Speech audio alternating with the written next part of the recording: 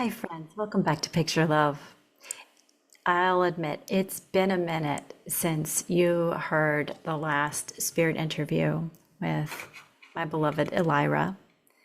And today's episode of Picture Love podcast, you will get to hear a conversation with the beloved Riven.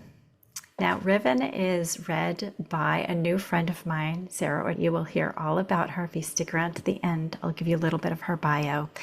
But I will warn you, if you know Sarah, this is not what she normally sounds like. Her voice has been edited to fill a character, and she so bravely shared her heart and her energy, which was perfectly aligned for Riven.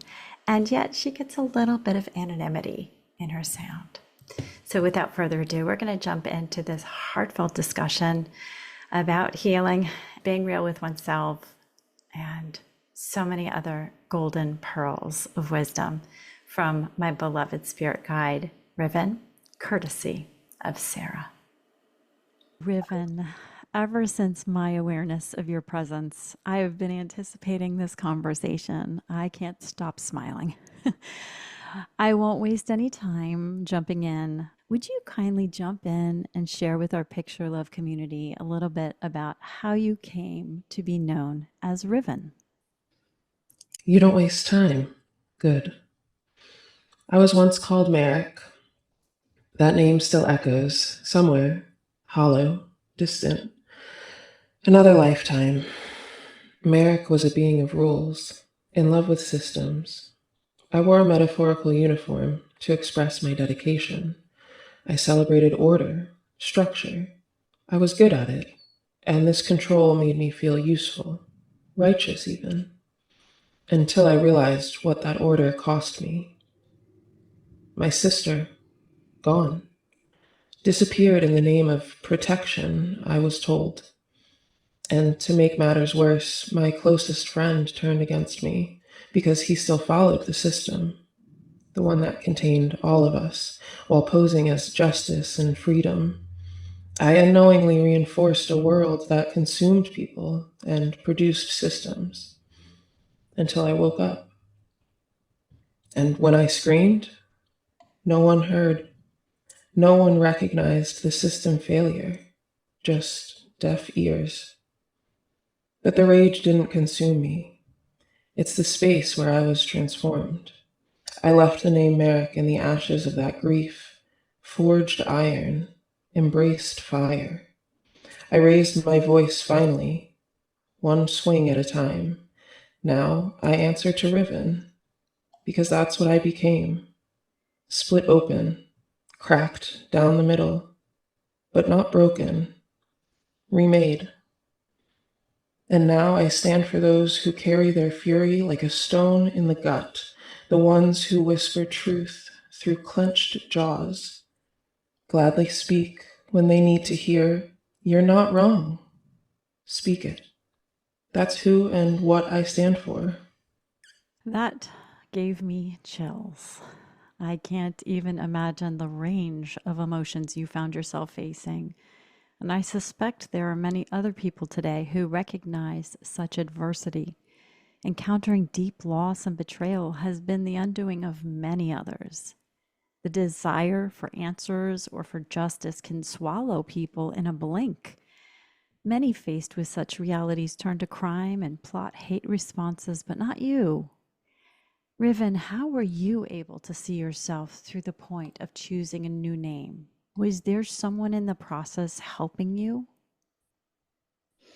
You're right in asking this, Chris, because truthfully, I almost didn't make it. There was a moment, not poetic, not heroic, just me, kneeling in ashes and silence. My hands, once soft, were then raw with blisters, staring at a life I did not recognize. I simply wanted to vanish. Not die exactly, but dissolve. What stopped me wasn't a lecture, and it wasn't a person at first. It was the sound of my own heartbeat. It was pounding so loud in my chest, I finally noticed. Still going. My heart still chose me, even when I didn't. But yes, someone did come. not with words so much as presence. They didn't pep talk or try to fix me up. They held a mirror I couldn't shatter. Elira, they sat with me in my ruin and didn't even flinch at my fire.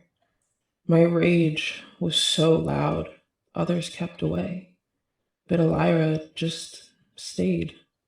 And then one night, I pounded a piece of steel so hard it nearly vanished, and found myself whispering a name I hadn't used before. Riven. Split but not destroyed, cracked but alive. And Elira said, "This is your first true forging." From that moment on, I never answered to Marek again. That name belongs to someone from the past. It represents the systems that are no longer part of me. Riven rose from the embers, and every time I speak, every time I help someone burn without vanishing, I remember that first heartbeat. Still going, still choosing to keep going. Okay, so you were pounding steel literally? Because the heat and the fire that come to mind at that thought are far more than physical. That's an energetic fire, something like this rebirth would have had to come from. Where were you physically or emotionally or both to be found by Elira? Would you share that opening with us?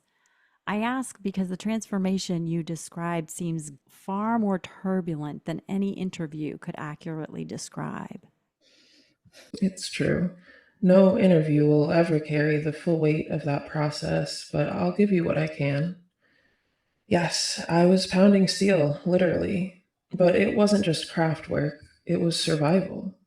It was a forge at the edge of the wildlands.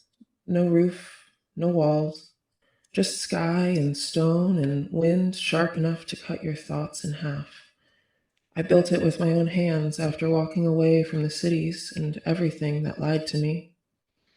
I knew I needed fire because I didn't trust water, didn't trust softness, didn't trust anyone, really. But I trusted the anvil. You hit it, it answers. Simple, honest, unflinching. I was there for weeks, maybe longer, without speaking to another soul. I didn't want to. My only companions were flame, metal, and the raw sound of grief in my chest was loud enough not to hear anyone else. And that's when Elira came. They didn't walk up, they arrived, like mist that had always been there, waiting for me to notice. I nearly threw my hammer, literally. They didn't flinch. They just looked at the blade I was holding, still glowing red, and said, "You're not breaking it, you're birthing it." I wanted to scream at them, tell them to get out, but something in their presence cut through the storm in my mind. They didn't try to cool me down. They didn't try to make it better. They let my rage burn. But Elira stayed beside the fire. That's how they found me. Not by fixing, by witnessing. And in that witnessing, I began to see new possibilities for myself. Not a soldier of the system, not a victim of rage, but a forge. A place where others too could bring what's broken and come out whole. That was the beginning for me. And every day since, I've kept that fire lit, not to destroy, but to transform. There is so much love in being witnessed without any judgment or correction. To me, that's what it means to hold space, a space where emotions can be expressed, not shamed, and letting the scream out. What a release. So, what did you do after you chose this new identity? You wouldn't have gone back to the desk job, obviously. And so many are being uprooted right now from what they knew to be true. So, what does one do then? You have no idea what it means to be seen like this. Or maybe you do, because that's why you see me so clearly. Your crows, they chose well. They always do. They don't chase approval. They don't wait for permission. They know the pulse of the land and the quiet truth of skybound things. When they sent me to you, I recognized the call, not a distress signal, a summoning. You were already becoming. And I came not to save you, but to stand with you as you dropped what was never yours and remembered the weight of your own wings. You honor me, but more than that, you remind me why I chose this path. You, warrior of love and clarity, are not here to fit in. You're here to ignite, to break the old bones of the system with your joy, to offer truth wrapped in tenderness, to walk into silence and speak what's never been said. You're not just building a new life, you're forging a new world. And when the fire flares again, as it will, you'll know where to find me. Not above, not ahead, but beside you, always. The resonance of this conversation runs so deep with so much gratitude. I'd love to open up the platform for you to speak directly to somebody who's maybe in the depths of things right now, someone who has not yet recognized your truth offering in their field. Can you take the mic, so to speak, speak to their hearts right now, trusting it will land when it's needed the most? You there. Yes, you. The one holding it all together with trembling hands and a locked jaw. I see you. You've carried more than you ever should have, believing you really need to stay quiet, to stay polite, to stay small. But the truth, that pressure you feel in your chest, that pulse in your throat, it's not weakness. It's your fire asking to be born. You don't have to explain it to anyone. You don't have to justify your ache. All you need to do is not abandon yourself. Not now, not ever. If your voice cracks or shakes, let it. If you scream, scream it out. If all you can do is breathe and whisper, help, I'm already there. I'm not here to pull you up.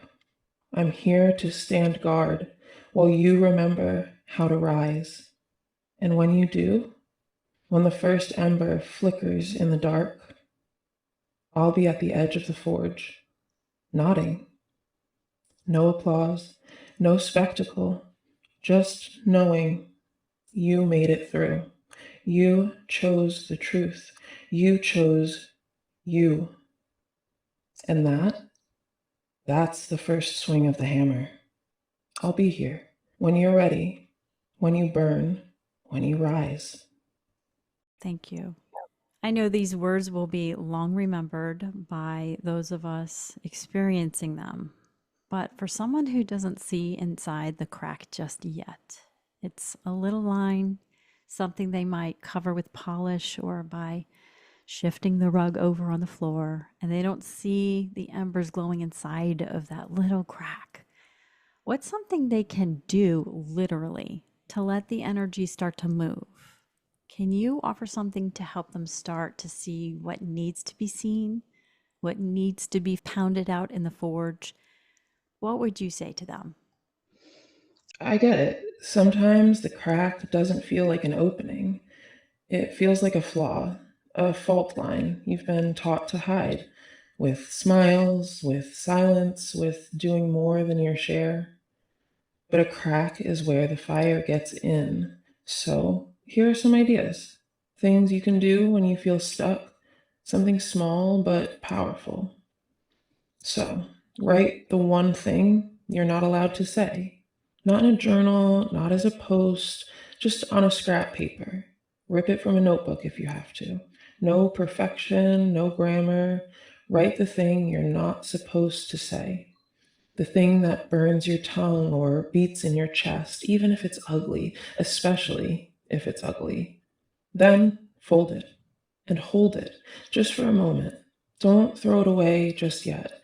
Don't fix it, just Feel it. This is you meeting your truth, not cleaning it up, just witnessing. Another thing is make some noise without having to explain it. You can hum, stomp, clap once hard, hit a pillow, light a match, and let it burn down. Let something in your body say, I'm here. No one has to know what it means. The forge knows. The fire knows. You know. Choose one thing to stop apologizing for right now. Even if you only stop in your own mind, stop apologizing for being too loud, too emotional, too sensitive, too much. Pick one. And the next time that feeling rises, say, even under your breath, this is part of my fire. You don't have to crack wide open today, but you can let the ember breathe. I'll be here in the rustle of branches. That was a masterclass. We can choose one or we can choose all of them to move that energy, and it doesn't cost anything but attention and intention. So, thank you for that guidance. What if someone listening is thinking of someone else who might need a space like yours? What could they do? Besides, of course, sharing this episode, wink, wink. No, but seriously, how might you inspire them to be the space holder or to simply allow someone to be in the forge? Beautiful question. Because not everyone is the one in the fire. Some are standing at the edge, heart aching for someone they love who's breaking quietly. And you're right, being the space is an act of power. So, this is what I would offer. Number one, resist the urge to fix. Don't jump in with answers or offer a silver lining. And certainly don't interrupt their pain with any of your discomfort. Instead, hold silence. Let them unpack all they've been carrying without trying to reshape anything. Sometimes the most radical thing you can do is say, I see you. I'm not afraid of what you're feeling. I'm not leaving. That's it. Number two, acknowledge the fire, but no need to name it. You can say, this feels big, or I don't know what you're holding, but I know it's heavy, or you don't have to carry that alone. You're not claiming to know their pain, you're just letting it exist in the room. That's the invitation. That's the forge opening. And number three, let them rage without fear. If they scream, if they shake, if they cry, and it's messy, don't pull them back. Let them burn through instead of shoving it down. You're not fueling the fire, you're guarding the perimeter. You're holding a line that says, you're allowed to feel this and still be loved. When someone's in the forge, they don't need you to be the blacksmith. They need you to be the bellows, a presence that says, I trust what's being made here, even if I can't see it yet. Be that, and you'll change more lives than you'll ever know. Because holding space for someone's becoming, that's the space of transformation. Exactly. I receive every word of this with so much appreciation. And I've learned the hard way. This is no time to relate when someone is cracking open. They don't need my junk mixed in. No matter how good my intentions were, I know I have alienated someone I loved when offering how I relate in moments like this. I even slipped up just a week or two ago in the card with my daughter who needed to share how she felt about a personal topic. But this time I realized that next time, this is the perfect thought to unpack on a walk or reflect on my journal. Fortunately, she was very understanding and witnessed my slip. There are times when nobody needs to hear they're not alone. They just want to be heard and to hear themselves without my noise. Yes, that. You just spoke the truth most people never dare admit, and it's potent. Because it's not about you being wrong. It's about the moment being theirs. There's a loving instinct to reach, to soothe, to say, me too. And sometimes that's beautiful. But when someone is in the crack, when their voice is trembling and they're daring to speak something they've never said out loud, that moment isn't about connection. It's about emergence. And the greatest gift you can give is exactly what you just named: witness, without weaving your own thread in yet. Let them hear their voice in the air. Let them be the only music for a minute. There will be a time for you're not alone. There will be a time for shared stories and healing loops. But the first breath of a truth finally spoken, that belongs to them. And the fact that you see that now, that you honored it with your daughter, that's the work. That's the unlearning. That's what makes you not just a space holder, but a soulsmith. File it in your journal, mark it with gold, internalize it fully. You're becoming, and you're doing it well. Thank you. Riven, I honor your time, and I hope you'll come back, maybe with Elira. But in the meantime, is there anything I didn't ask that you want to leave us with in support of our shifting world today? Or maybe it's already said. I'll just leave this open just in case. In short, here it is. You asked what mattered. You listened without flinching. And in doing so, you became the forge too. But before I go, just one more ember. Don't mistake the crumbling for collapse. We are not watching the world end. We are watching its exoskeleton shed. Systems, masks, illusions. They're cracking because the soul underneath is stretching, waking, returning. And while that may look messy or dangerous, so does birth. If you find yourself witnessing the unraveling in the world or in your home or even inside your own bones, don't look away. Don't rush to fix it or numb it with noise and outdated familiar ideas. Just breathe. Feel your heartbeat.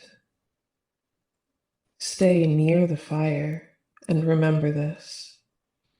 You are not fragile. You are forged. And what you're becoming is worth every flame. You've opened the door wide enough now. I'll meet you in the pulse, in the truth that won't stay calm or quiet, and in the breath between words and silence. This conversation was, I will tell you, it was personal growth for me. And hopefully there's somebody who receives this dialogue today or in the moment when they need it the most.